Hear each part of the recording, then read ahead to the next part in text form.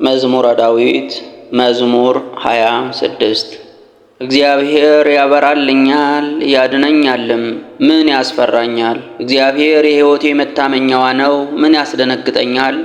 ክፉዎች ሥጋዬን ይበሉ ዘንድ በቀረቡ ጊዜ የሚያሰቃዩኝ እነዚያ ጠላቶቼ ደከሙ ወደቁም። ሰራዊትም ቢጠላኝ ልቤ አይፈራብኝም፣ ሰራዊትም ቢከቡኝ በእርሱ እተማመናለሁ። እግዚአብሔርን አንዲት ነገር ለመንኩት፣ እሷንም እሻለሁ፣ በሕይወቴ ዘመን ሁሉ በእግዚአብሔር ቤት እኖር ዘንድ፣ እግዚአብሔርን ደስ የሚያሰኘውንም አይ ዘንድ፣ በቤተ መቅደሱም አገለግል ዘንድ። በመከራዬ ቀን በድንኳኑ ሸሽጎኛልና፣ በድንኳኑም መሸሸጊያ ሰውሮኛልና፣ በዓለትም ላይ ከፍ ከፍ አድርጎኛልና። እነሆ አሁን እግዚአብሔር በጠላቶቼ ላይ ራሴን ከፍ ከፍ አደረገ። ዞርኩ፣ በድንኳኑም መሥዋዕትን ሰዋሁ፣ እልልም አልኩለት። እግዚአብሔርን አመሰግናለሁ እዘምርለትም አለሁ።